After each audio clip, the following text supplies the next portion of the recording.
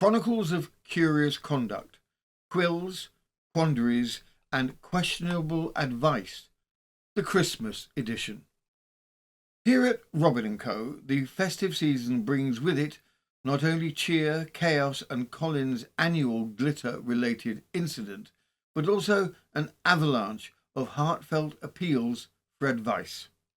From stained family dynamics to violent Christmas poultry, it seems no Yule log goes unscotched. We've combed through the seasonal postbag and recovered several letters from under the cat, and selected 4 of the most pressing, peculiar, and perplexing festive dilemmas from our long-suffering listeners. Our panel is standing by, slightly sugared up on brandy butter and ready to dispense wisdom with all the subtlety of a kazoo in a midnight mass. Let the festivities and the unsolicited opinions begin.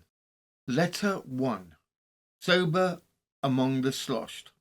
Dear Robin & Co., we always spend Christmas afternoon with my in-laws, lovely people, but by the time we arrive, they're already halfway through the brandy butter and firmly on the slope to singing Fairy Tale of New York in questionable keys. I don't drink, someone has to drive, but every year I'm told I'm ruining the spirit by staying sober. How can I survive yet another festive session without winding up in a corner with Aunt Beryl crying into her sherry trifle?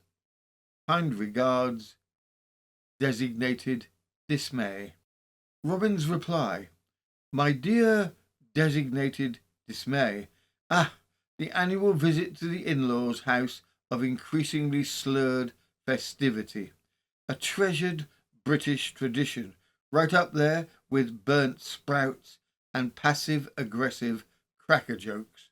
First, let me reassure you, choosing not to be blinding drunk by 4 p.m. does not make you a killjoy. It makes you the designated adult, a rare and noble creature, like a unicorn in a paper crown.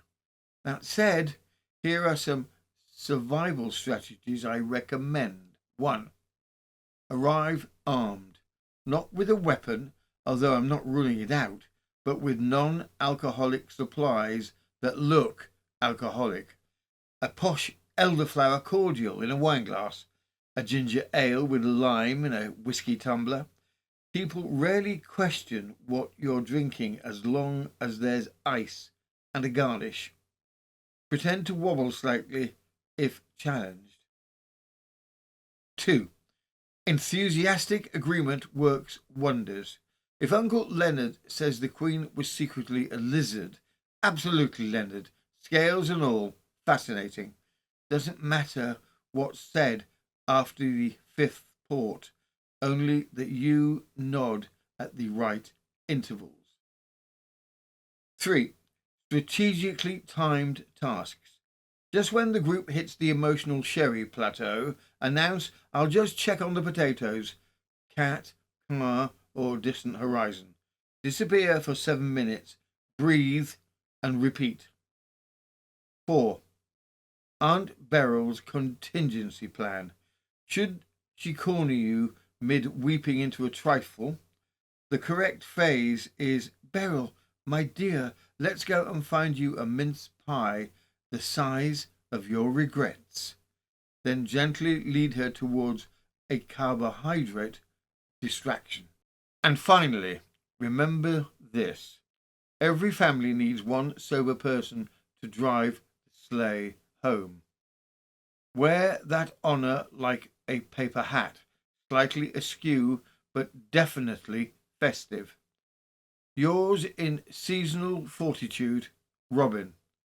Currently sober, but only because Edna hid the mulled wine. There's more where that came from. Robin & Co. continues their perfectly preventable adventure over on Patreon. Eccentric crimes, rogue cheeses, and musical anteaters await.